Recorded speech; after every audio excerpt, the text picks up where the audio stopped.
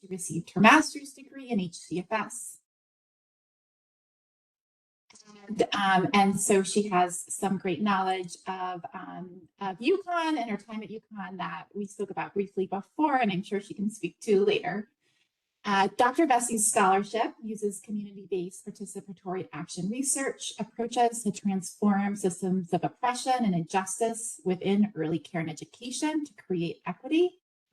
Specifically, she examines the experiences of young children and their families who experience structural marginalization to understand how they navigate early care and education systems and spaces while parenting in the US. She studies family partnerships and family-led systems change, particularly among families from diverse racial, ethnic, socioeconomic, linguistic, and ability backgrounds. She leads work focused on developing pre-service early childhood education teachers' knowledge, skills, and ability for implementing anti-racist pedagogy in their early childhood classrooms and programs. And Dr. Vesely is contributing to creating tools to examine college-level equity data specific to race and gender. She facilitates the Child Care and Early Education Research and Policy Consortium within ACF, the research collaborative on reimagining family partnership for equity in childcare and early education. Dr. Vesely's work has been funded by the Spencer Foundation, the Fairfax County Office for Children, the Bruhn Morris Family Foundation, OPRE, ACF, and the Bernard van Leer Foundation. During this lecture, we ask that you hold your questions until the end. You'll be muted, but please feel free to put them in the chat as they come up for you, and we will bring them up at the end and also allow people to unmute at the end to ask their question directly to Dr. Vesely. So with that, welcome and thank you for joining us. Thank you so much. I'm gonna just see if I can share my slides now.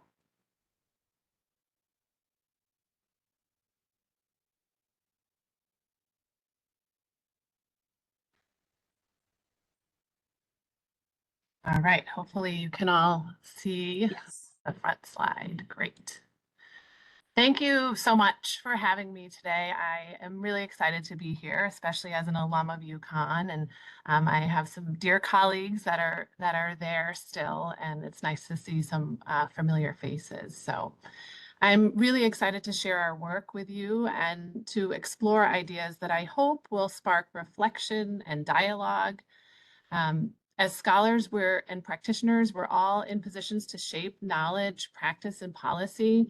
And today I want to invite us to reconsider our theories of change and ways we engage with families we hope to serve. So rather than theorizing about families or conducting research on them, I hope we can think about how to research, theorize, and practice alongside families, especially those experiencing structural marginalization. Throughout this talk, I'll share how our team partners with families as experts and co-producers of knowledge, and how that collaboration can democratize knowledge, shift power, and build collective capacity towards transforming systems so that children and families truly thrive. I begin by acknowledging and recognizing the land that I'm joining you from. I'm at George Mason University, which is the largest and most diverse public institution in Virginia. I live and work on the traditional territory of the Manahoic, Piscataway, and Doeg peoples, and pay my respect to the elders, both past and present. These lands were the traditional territory of these native peoples prior to their forced removal. They continue to carry the stories of these nations and their struggles for survival and identity. As institutions of learning, we have particular responsibilities to recognize the histories of dispossession that allow for the growth of our institutions, and we're obligated to reflect on and actively address these histories and the role that these universities have played in shaping them. This acknowledgement and centering of Native peoples is a start as we move forward. I want to recognize the many collaborators on this work. I'm just here as the mouthpiece delivering what we do. This is inclusive of our community partners, Amigas de la Comunidad, and the Family Council for Equity in Education, as well as my Mason colleagues and several students who have worked with us over the years. The work that I'll share with you today is very much a work in progress across the communities where our university team partners. I'll start by sharing a quick background on the projects that inform this presentation, as well as the theoretical groundings for this work. And then I'll share about why we see the early care and education system as ripe for family-led systems change. I'll then share the theory of change that guides our work, grounded in a family-centered participatory action research, or FCPAR approach. And I want to be clear that much of this work is in progress, and that is, we haven't successfully transformed the early care and education system yet.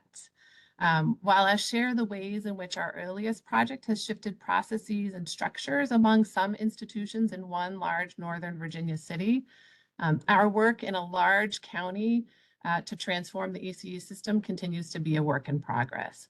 So I'm not presenting a list of final outcomes. Instead, my hope is that what I share today will inspire us to think differently about our work. I also hope it encourages reflection on how, in our work with families and on behalf of families, we are truly centering their voices and leadership.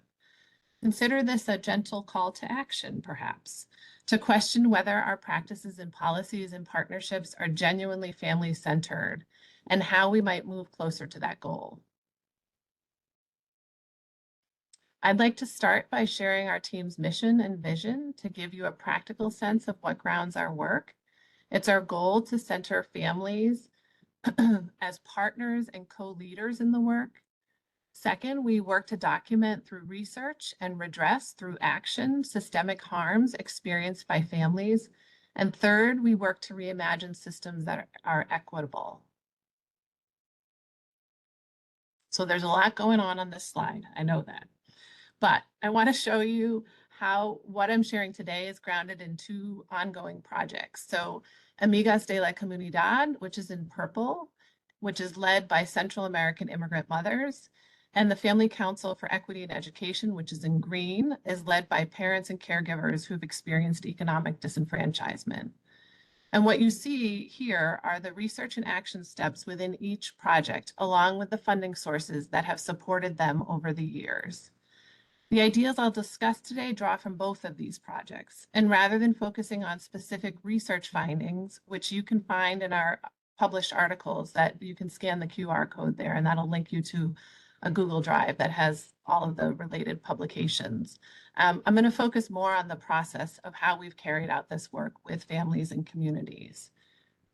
And you'll notice in the mint green arrow, you'll see that one of the key action steps is the co-construction of a theory of change that we developed through the Family Council's focus on early care and education.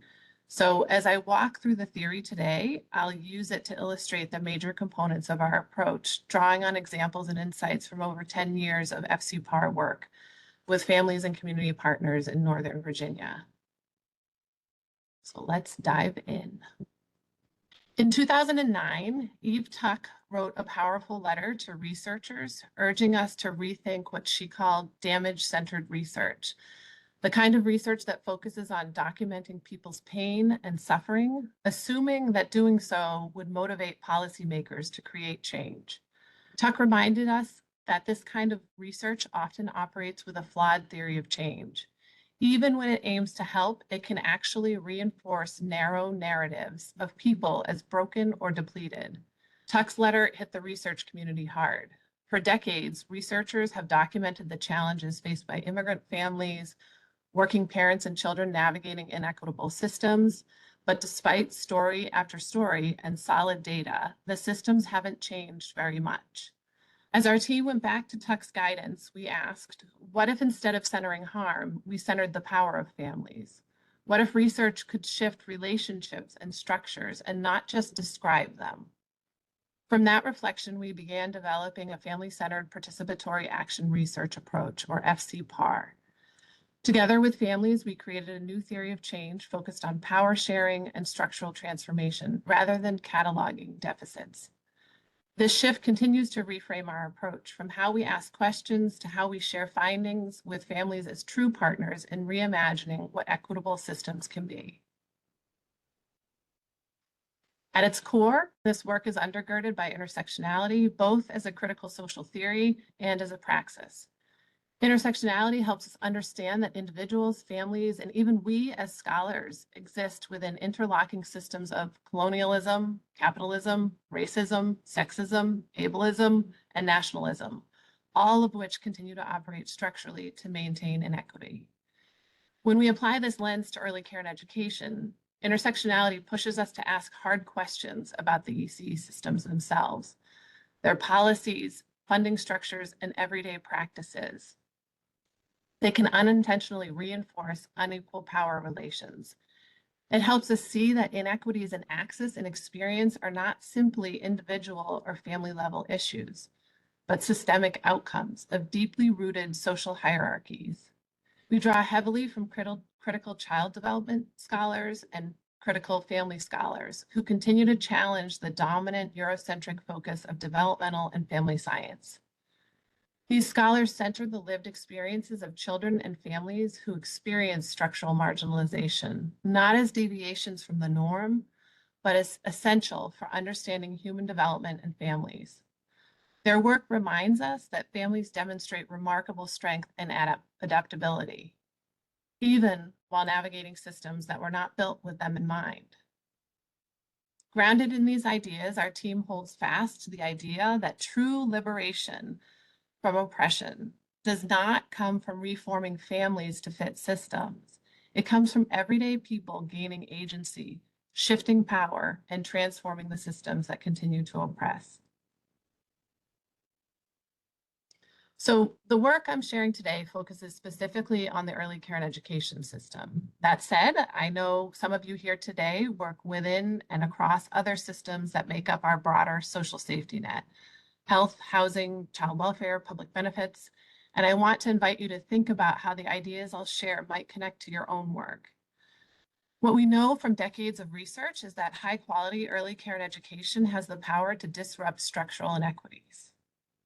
It can change trajectories, not just for children, but for families and communities, shaping outcomes that stretch from early childhood well into adulthood. You'll see that the principles and processes we'll discuss in relation to ECE systems regarding access, power, and partnership are relevant across many systems that touch families' lives. This image was created in collaboration with our family partners to represent what it really feels like to navigate the early care and education system. I share it in part because we created it with families, and it really shows the ways in which this system is ripe for change. It's a bit of a riff on Leslie Pake's book, Trapped in a Maze: How Social Control Institutions Drive Family Poverty and Inequality. Despite broad agreement that early care and education is absolutely critical, especially for children and families who experience structural marginalization, our systems still fall short. Federal, state, and local governments all acknowledge ECE's importance, but they've been either unwilling or in some cases, unable or in some cases unwilling to truly address the systemic inequities and the complexity that families encounter every day. Instead of one coordinated system, families are left to piece together care across a fragmented landscape, a publicly and privately funded non-system. There's no single entry point, no clear map, and no consistent set of rules or supports. Families have had to navigate different eligibility requirements, funding streams, and program types, all while balancing work, transportation, language barriers, and limited access to information. This complexity creates disproportionate burdens for families already facing structural marginalization because of race, class, gender, or immigration experiences. It's not just inconvenient, it's inequitable. These overlapping challenges mean that families with the fewest resources are asked to do the most work just to access basic care. We can't keep asking families to navigate this maze better. Our work focuses on what some call the system of systems because it's central to advancing educational equity, especially when we think about interrupting the inequitable outcomes that children and families experiencing structural marginalization often face. At a deeper level, this work connects directly to democracy, work that may be needed now more than ever. As Peter Moss reminds us, democracy and education are inseparably interconnected. The more access people have to education and to knowledge, the more they can fully participate in shaping the systems that govern their lives. And ECE is where that journey begins. It's the first place many children and families encounter formal education, and historically, it has played a key role in building democracy. We can think about Reggio Emilia, which emerged as a collective, community-driven democratic project after World War II. But today, ECE is ripe for systems change. It too often fails to meet families' needs, is incredibly hard to navigate, and continues to reproduce barriers to access. Families face a maze of challenges, limited or confusing information, unmet language and transportation needs, paperwork burdens, and discriminatory or exclusionary encounters with bureaucracies that are supposed to help. These barriers are compounded by the lack of user-friendly supports to help families find and access care. Layer onto that the realities of inflexible, low-wage work, unstable housing, and anti-immigrant policies, and the consequences are profound. Many parents, especially mothers, are forced to cut hours, leave jobs, or move just to manage care. That undermines family stability, economic security, and upward mobility. So how do we respond? The answer isn't to produce more damage-centered research that focuses on what families lack or what they're doing wrong. It's not to ask families to better navigate systems that are fundamentally inequitable. And trust me, I have spent a fair share of my career studying navigational capital, or how it is that families navigate systems that continue to oppress. Instead, we have to work towards changing the systems themselves. As Eve Tuck warns, when we rely on deficit narratives, we define families by risk or failure. We reinforce a flawed theory of change. Those narratives shape how problems are defined and ultimately how policy and practice are designed. When laws and systems are built on research that blames families for inequity, those biases become embedded in the very structures meant to support them. Our work challenges that approach. We're working to recognize families' strengths, not their shortcomings, and to center power sharing and partnership rather than compliance and correction. Ultimately, we see early care and education as a democratic project, one that should expand equity, access, and belonging for all families. To realize that vision, we must stop trying to fix families and start transforming the systems around them. We believe that families themselves hold the key to transforming early care and education systems, and quite frankly, other systems intended to serve children and families. Our work with the Family Council for Equity in Education, a group led by parents of young children who experience structural marginalization, has really brought this into focus. These families want change urgently because it's about more than access to care. It's about their broader liberation and their children's opportunities. Through partnership using FCPAR, we've been documenting families' everyday frustrations. Not knowing about different ECE programs that could support their children, only learning about these opportunities after their children are already too old, being priced out of programs, having to rely on substandard or unsafe care. Even families who are eligible for publicly funded programs often struggle to find open slots. These challenges aren't exceptions, they're widespread and persistent, affecting families across communities. We highlight the importance of centering the lived experiences of everyday people, what Belenky and colleagues call connected knowers. These are the people who know from firsthand experience how policies and programs actually work or don't work for families. As Lipsky describes, they have deep insight into what he calls street-level bureaucracy. We can point to federal and state-level initiatives that in recent years have focused on lived experiences. That is because policymakers and others have begun to recognize that it is those that have had to navigate the system who best know how the system needs to be transformed. I often say that Heather, the president of our family council and a key research partner, and foremost a mom who has 6 children and has had to navigate the social safety net, including childcare, knows more about navigating the early care and education system than many childcare scholars or even policymakers because of her lived experience advocating within this system. By focusing on these connected knowers, we've collected story after story showing how the ECE system often wasn't built for the families it's supposed to serve. These stories also include families' ideas for how the system ought to change. You can read some of these stories on a Substack called Early Care and Education Stories by scanning the QR code on the screen. Family council members now use these stories, their stories, to advocate for high quality early care and education. So what is family-centered participatory action research, or FCPAR? At its core, FCPAR flips the script on traditional research. Instead of researchers studying families as subjects, it's grounded in community-based participatory research, or CBPR, and positions families as equal partners, co-researchers who guide and shape every phase of the process. As I share our theory of change, I'll walk through how we've put FCPAR into practice, drawing examples from our work with both the Family Council and Amigas de la Comunidad, our community advisory boards, or CABs. These CABs truly sit at the center of our work, guiding research priorities, data collection, interpretation, and action. FCPAR builds on the legacy of CBPR, which grew out of global movements for social justice that emphasize that research with people rather than on people is essential for meaningful change. CBPR challenges the power imbalance between universities and communities. It reminds us that knowledge is co-created and that research should directly benefit the community. At the heart of both CBPR and FCPAR are a few key principles: trust building as the foundation for partnership, shared power and decision-making at every stage, cultural humility, recognizing families' deep lived expertise, and a commitment to action, using research not just to understand, but to transform conditions in people's lives. So when we talk about FCPAR, we're talking about an approach to research that centers families' lived experiences, priorities, and leadership.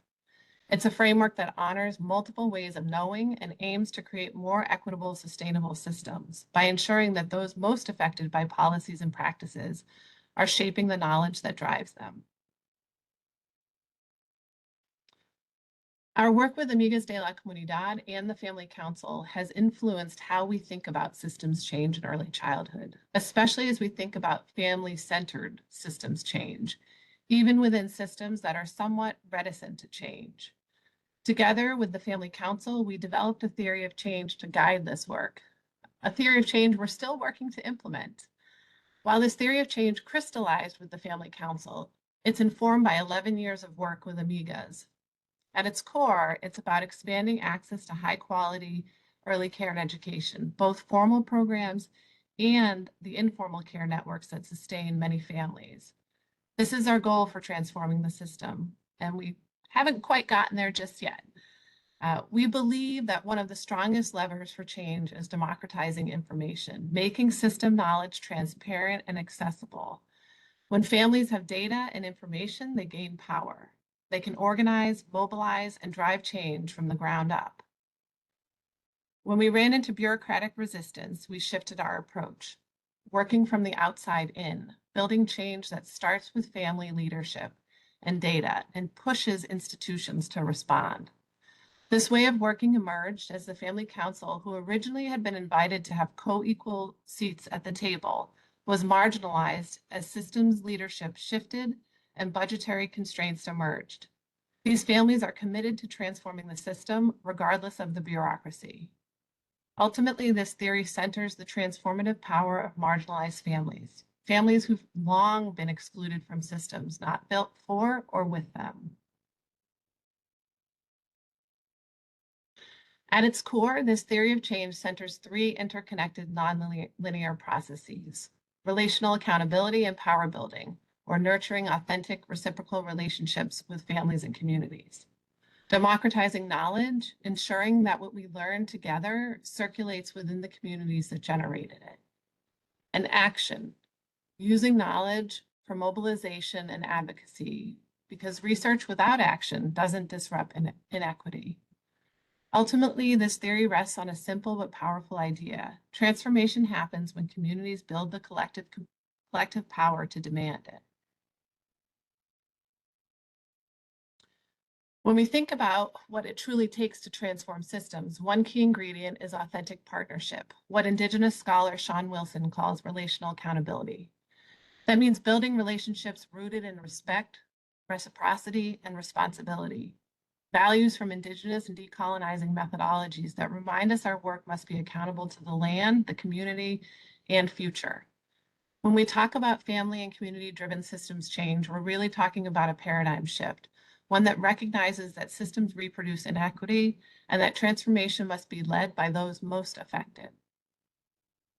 In our FCPAR work, we've seen this in action, families leading discussions, identifying systems gaps, and co-creating solutions. Over the past decade, our partnerships with community advisory boards have shown that respect, reciprocity, and responsibility aren't abstract ideals. They're practical strategies for a family-led, justice-oriented scholarship that's truly accountable to the people it serves. These images depict some of our family council meetings, as well as a trip to the Spencer Foundation in Chicago for a grantee meeting that 2 family council members joined me on. It was during this trip that these council members paid our university team with one of the greatest compliments. They said, "You don't act like people who have PhDs. You treat us with respect and never act like you're better than us." They went on to share how in other spaces they had previously been dismissed or disrespected by researchers, policymakers, and systems, those that claim they want to learn from the community. It reminded us that all of this is relationship work. Unfortunately, what they shared reflected what is a long history of extractive research practices, where communities are studied, but rarely respected as true partners. Families in our work have described this vividly. They've told us how systems often invoke the language of partnership or valuing lived experiences, but when families' insights don't align with the system's preset agenda, that input is quietly ignored. We've seen this dynamic firsthand too. Systems say they want collaboration, but then meetings are scheduled at times that work for staff, not for parents. Agendas are controlled by agencies, not co-created with community members. And even when compensation is promised, the process is so bureaucratic and burdensome that families often never see it. So while the rhetoric of partnership is everywhere, the practice of partnership, one that's truly equitable and respectful, remains rare. And that's exactly what our work with the Family Council tries to model and make possible, what it looks like to actually do partnership differently. FCPAR provides the structure and accountability to ensure that the work remains truly community-led, not just in theory, but in practice. A key first step in the FCPAR process for building relational accountability and building co-equal power involves identifying natural parent leaders and trusted organizational partners to co-lead the effort. Together, these partners form the foundation of establishing the Community Advisory Board. In our work, these CABs are comprised of parents and caregivers with a vested interest in early care and education, not only for their own children, but for the entire community. The CAB is not simply an advisory group, it's the driving force of the work. The Council ensures that our research remains grounded in families' lived experiences and community priorities, and that each phase of the process leads to meaningful community-driven action.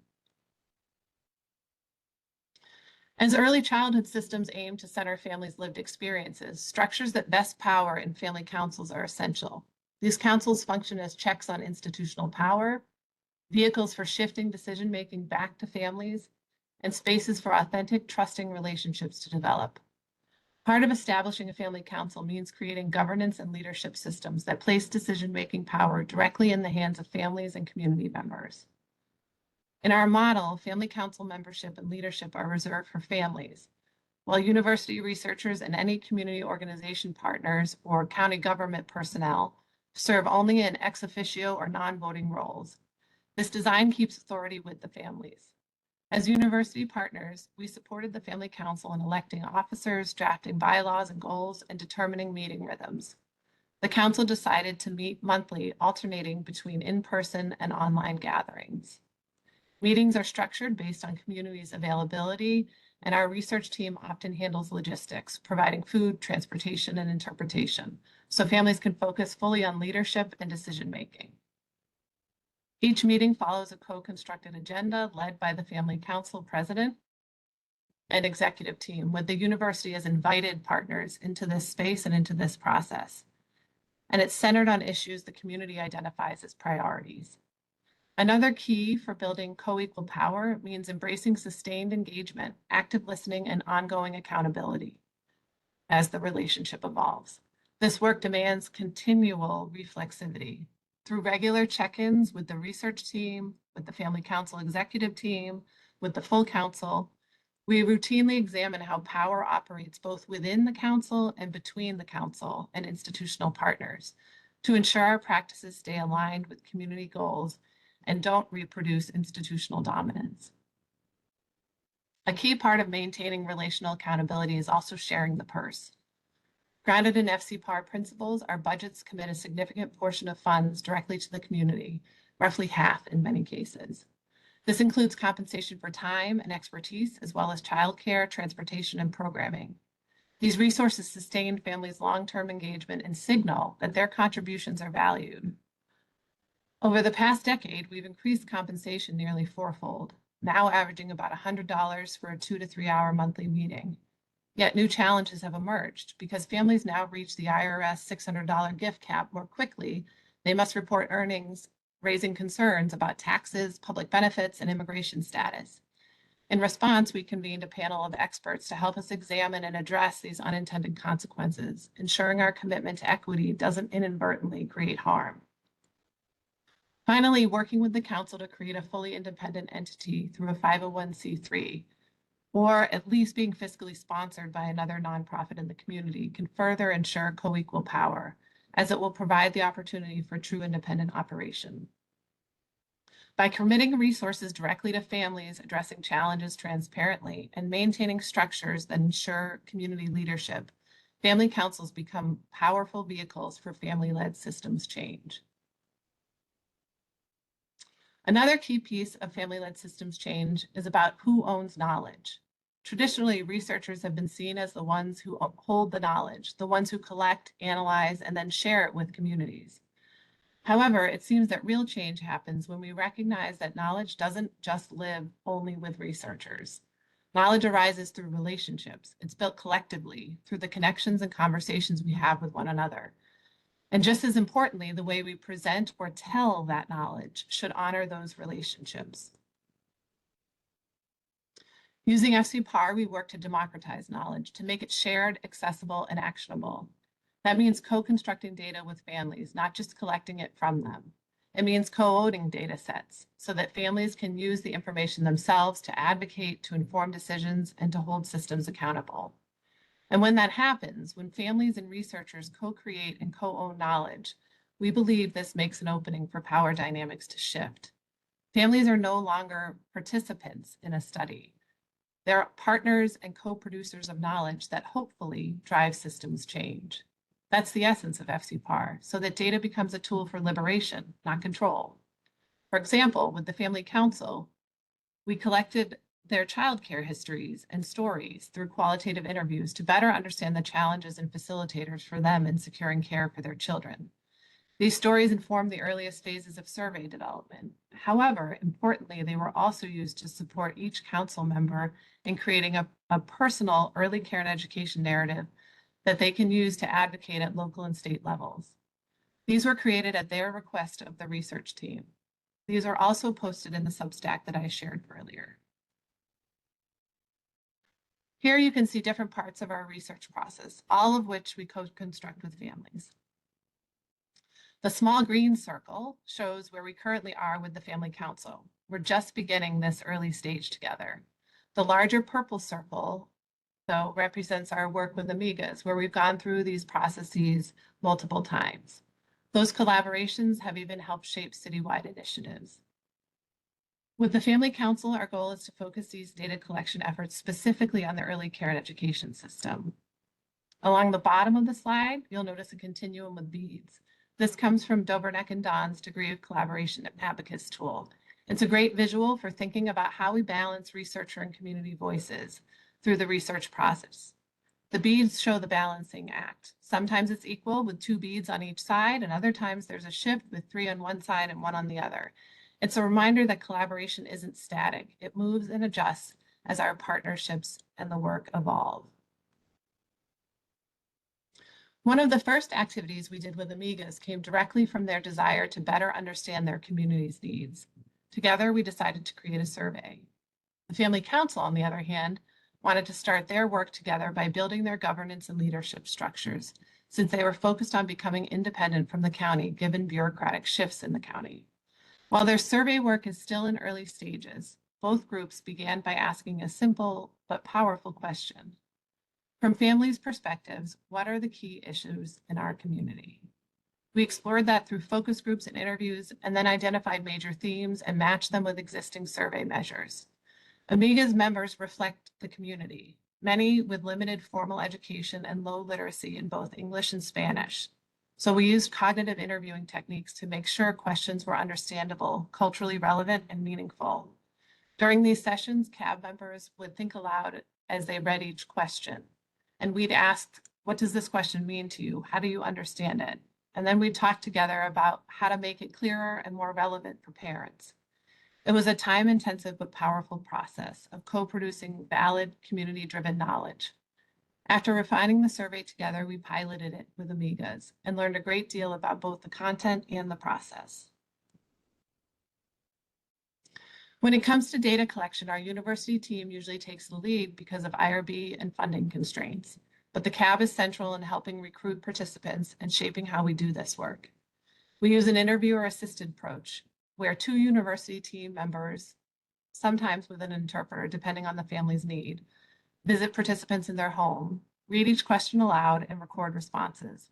This ensures everyone understands the questions regardless of education or literacy level. In addition to surveys, we've also collected in-depth interview data, often building on survey findings or new issues that the CAB wants to dig into further. And because we're committed to sharing resources equitably, the CAB, survey and interview participants, and co-interviewers are all compensated for their time and contributions. In part, this is what has currently held up our survey work with the Family Council as we seek new sources of funding. The engagement of the CAB in data analysis and interpretation has varied depending on the type of data. Across both quantitative and qualitative data, the university research team manages and cleans the data. For survey data, once we begin running analyses, we share the results with the CAB. They help contextualize the numbers and identify what the findings mean for potential action in the community. For qualitative data, Amigas have participated in several rounds of community coding with our team, looking at issues like housing, childcare, COVID, mental health. This collaborative work has been described in our publications, including a chapter in a book called How Qualitative Data Analysis Happens, Moving Beyond Themes Emerged. Unlike data that's collected and controlled by outside researchers or institutions, co-owned data comes directly from families' lived experiences and reflects their priorities. That makes the findings more credible and meaningful within the community. They actually resonate with people's everyday realities. And with access to these data, communities can identify inequities, expose how systems fall short, and advocate for change using evidence that's both data-driven and grounded in their lived experiences. Co-owned data can also be a catalyst for social mobilization. Mobilization is about people coming together to take collective action. And research shows that community mobilization is one of the most powerful ways to create sustainable social change, because it positions families and local leaders as active agents, not just as recipients of services. In early childhood education, this means access and quality aren't just about policy or program availability. They're also about cultural fit, shared ownership, and responsiveness to what communities actually need. For example, when families mobilize around early care and education, they can define what accessibility really means for them. Maybe it's bilingual teachers, extended program hours, or classrooms that reflect their cultural traditions. That's what makes systems truly responsive and equitable. When families and community leaders have access to co-owned data, they can turn that knowledge into action. They can organize public forums with the community to share data and mobilize, join forces with parent advocacy organizations to launch advocacy campaigns, meet with local, state, federal leaders, and publicly hold systems accountable to stated commitments, and really press systems to respond to inequities. Indeed, this is what both Amigas de la Comunidad and the Family Council for Equity in Education are doing. And when data are shared in accessible, engaging formats like gallery walks, community briefs, or storytelling alongside numbers, they become tools that invite broader participation and collective energy. In this way, co-owned data shift power from institutions to families, positioning them not as participants, but as knowledge producers, advocates, and activists for social change. The community sees the data first, not the funder, not the schools, not community agencies, not our professional organizations, but community members. So in these images, you can see a community meeting with Amigas. So the upper left-hand picture depicts that, in which we used a gallery walk to display findings. Amigas walked folks around the room individually to share what each piece of data meant to them. Following this gallery walk, we held a community meeting. And that's that center picture on the top of the slide is the community meeting that Amigas were leading, in which community members shared their ideas for action and steps in light of the findings. And one idea that emerged was assisting families in completing school forms. We held a school registration day in the community, which included preschool and K through 12 education. And that's in one of the bottom pictures. You can see the person in the green shirt and the purple shirt sitting side by side. So this school registration day serviced both preschool and K through 12 registration. Also in attendance were the school division's head nurse who conducted physicals, the local health clinic, and someone who was conducting developmental screenings. In addition, over the years, we've done many donation drives, including an ongoing drive right now related to hunger, as well as several Know Your Rights trainings, deportation planning connected to the creation of powers of attorney. On the right is an infographic that we shared with local school and community organization partners from the survey findings.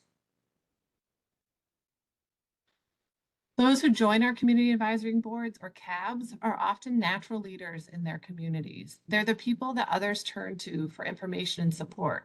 Many are already connected to other organizations or parent advisory groups, bringing with them a wealth of lived experiences and deep knowledge of how systems actually work or don't work for families. Through their involvement, CAB members continue to grow as leaders, developing advocacy and organizing skills they can share with other parents in their networks. These photos show family council members who've expanded their leadership through connections with the Virginia Promise Partnership, a state-level advocacy group for early care and education, and the Northern Virginia chapter of the National Association for the Education of Young Children. They bring insights from our family council work to those state-level conversations, and in turn, they bring back information and advocacy opportunities that other council members can engage in. It's a powerful exchange of knowledge and leadership that strengthens both local and state-level efforts. Amigas and the Family Council have met with a number of decision makers. For Amigas, their deepest and longest relationship has been with the local public schools, such that policies and processes in the schools have shifted in response to data collected by Amigas. Through meeting with the superintendents, to co-leading professional development sessions, to shifting school division intake processes at a time that they really needed to ensure supports for unaccompanied minors, to informing the development of a new welcome center, as well as informing a navigator position within the birth to 5 space, all under the family and community engagement team of the school division. Over the years, Amigas has provided data to the school division that has shaped processes.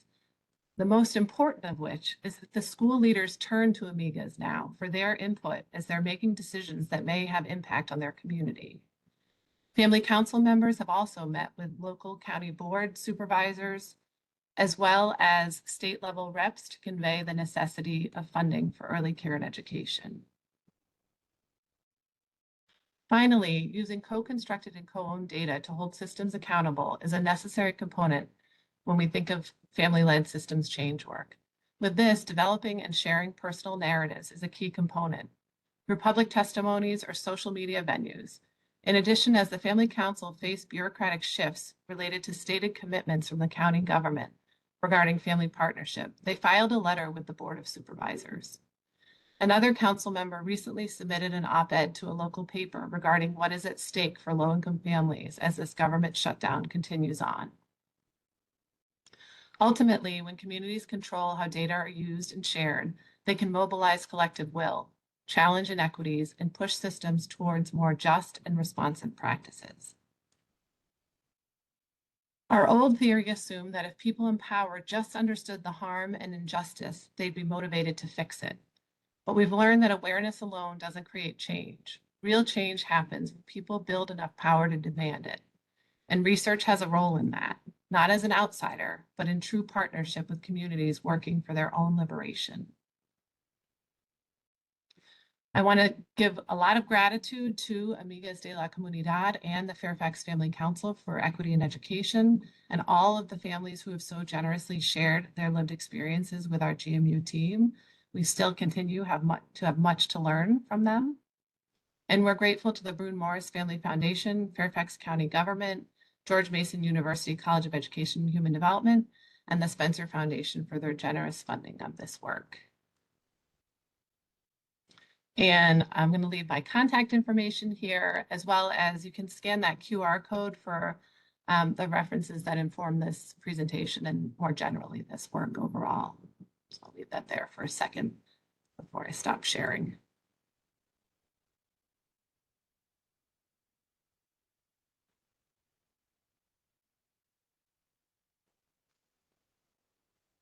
So much, Dr. Vesely. As noted in the chat, you're welcome to unmute yourself. There are not any questions in the chat right now, so you're welcome to either put them in the chat and I will read them out loud, or just unmute yourself to, if you have any comments or questions, or would like to hear anything more about what Dr. Vesely spoke about.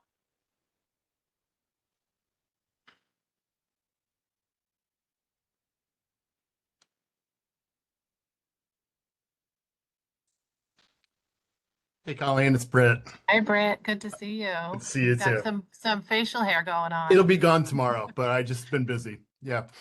So I really appreciate this work. I've been in this world myself trying to do this kind of stuff, and it's very difficult. So I thought maybe for the grad students and the assistant professors in the room, I just ask your take on the value of the work, you know, at George Mason, in the field, et cetera. This is it takes a long time to have these things come to fruition. Could you say a little bit about your decision to take this on, even at a relatively early stage in your career, and any sort of experiences in that regard? So, I have to say I did a dry run with my students last night, and many of my doctoral students sort of asked this question. And I began with why I went to UConn, why I went back to graduate school, is I felt like in my life, my heart, my gut, and my mind were not aligned. And then as I moved through graduate school and I really honed, I would say, my qualitative research skills, I sort of felt like still that I was working in, and I don't know that I even had the language for it at the time, this extractive way. And once again, my heart, my gut, and my mind were not aligned. And to me, this has put that in alignment. And I think because I can see week after week on small wins how this makes a difference in communities. And so what I would say too is that taking this on earlier in my career, I had a list of folks in the beginning, and there's many other names from really over the years that I could add to that list, that this is really a collaborative effort. And I would say with my closest university partners, colleagues, we have worked very strategically over the years to ensure that each of us, where we're at in our careers, are meeting those benchmarks and we could talk about that too. That's like a whole nother, conversation about white supremacy, the patriarchy, all these things, but those benchmarks that we hold in our academic institutions around promotion and tenure. We have graduate students at Mason who embark on CBPAR projects for their dissertations. And while those are done at that moment independently, on the university side, we're talking to them consistently about that that really this becomes a true team and collaborative effort, because you can't sustain over time. You will end up doing damage to communities, because being in a community week after week and upholding all your university responsibilities, it's untenable. And so that's part of that balancing. And so it really has to be done collaboratively. Thank you. Kim, go ahead. Hi, this is really great work. And as someone that does some community engaged research myself, I know what a labor of love it is and Yeah. how much work it is. So, really, really great work. You touched on this a little bit, but I was just wondering if you could talk a little bit more about like how you teach about community engagement and how you involve students in your work. Maybe, I don't know if you involve undergrads, grad students, Yeah. like how that all works. Yeah, so we have a very robust team. And in terms of students, majority are doctoral students. However, just literally just this last week, we had an undergrad and a master's student join our team. And really, they work as co-owners in this work. Many times they come from like situated communities or similar identity backgrounds to some of the families that we work with. They too build very strong relationships, sometimes in some moments stronger relationships with the family councils. And so I would say the students we work with have really been extremely instrumental in this process. I do think that this work, learning how to do it, and I think we're all still learning. I think you have to do it to learn it. And so, and as I say, I too am still learning and being mentored by others who have, far more experience than I do. And so I mean, I can talk about specific courses and things like that we have at Mason at the graduate level, but also at the undergrad level. But for example, the undergrad course that I teach, so I'm in an initial licensure program here at Mason. We license in the state of Virginia. The license is pre-K through 3. And then we also, in our program, license early childhood special educators, birth to 5.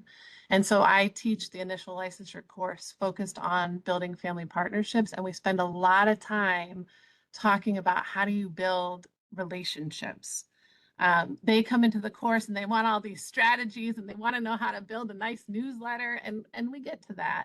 But really, none of those things will work if you aren't able to recognize who you are and what you're bringing to the relationship. Some of those unintended, subconscious, implicit biases that we all have.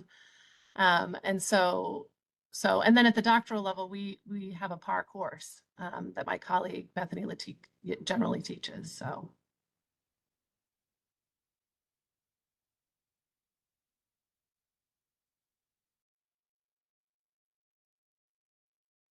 Thanks, Kim, and thanks, Dr. Vesely. Kevin, go ahead. Hi, Yeah. Kevin. Hi there, Colleen. So wonderful. Thank you so much for being here and for giving that talk.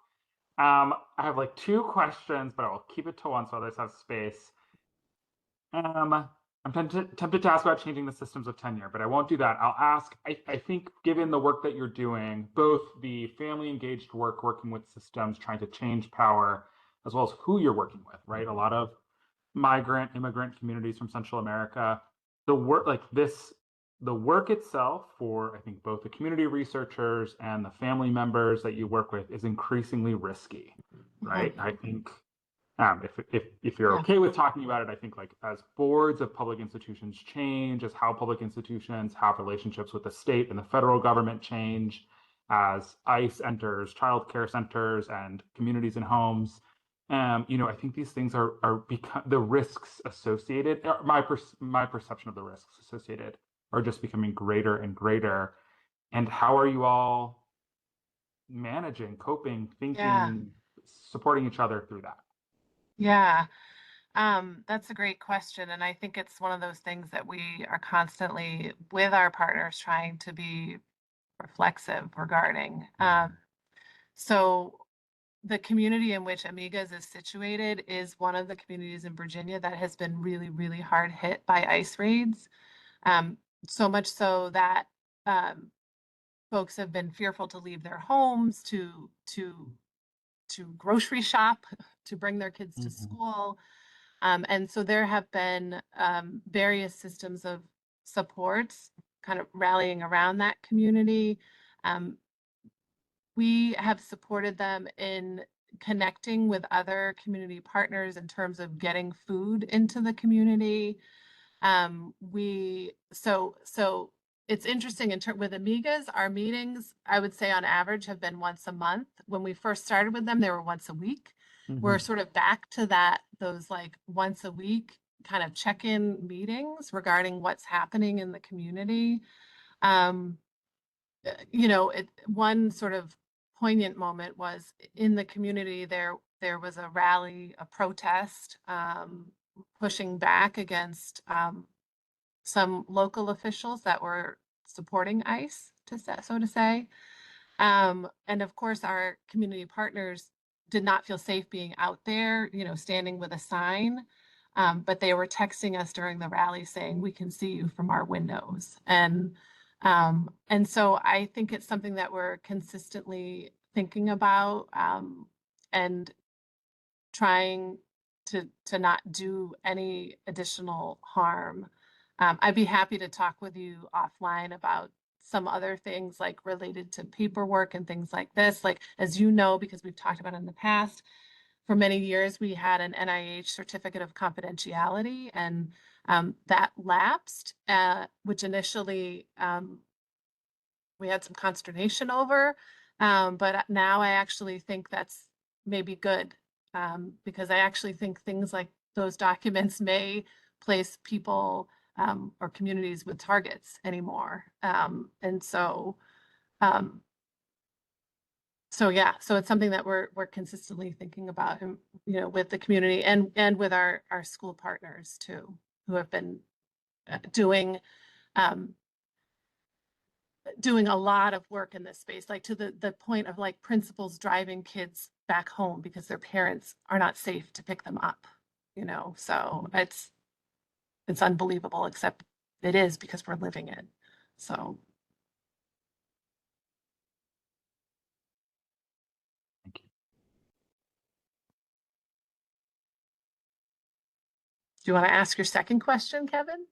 I mean, I think we only have 2 minutes. The other one was, it's almost like the flip side of Britt's question is, in thinking about the systems of power that we're in, and a lot of us are university based, is how, based on this work, do you think university systems should change to better enable support, whether that includes creating more pathways for faculty to engage in this, but it could be other bureaucratic pieces or power elements of the university space.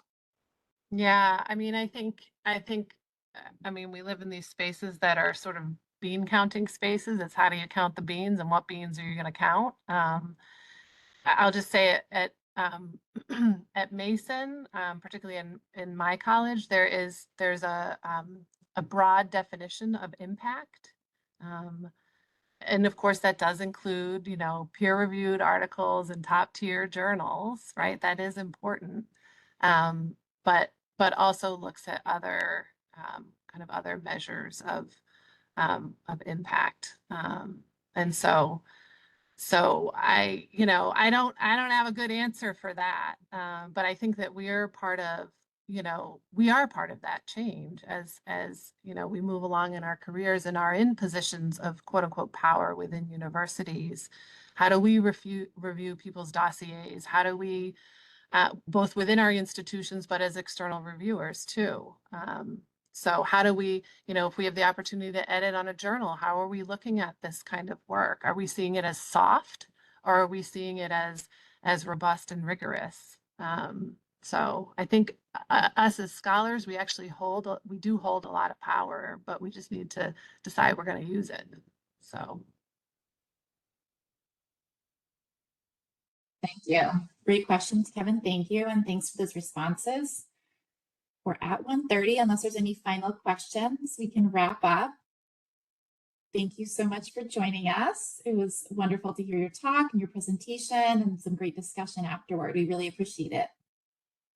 Thank you so much, everyone. Great talk. Thank you, Colleen.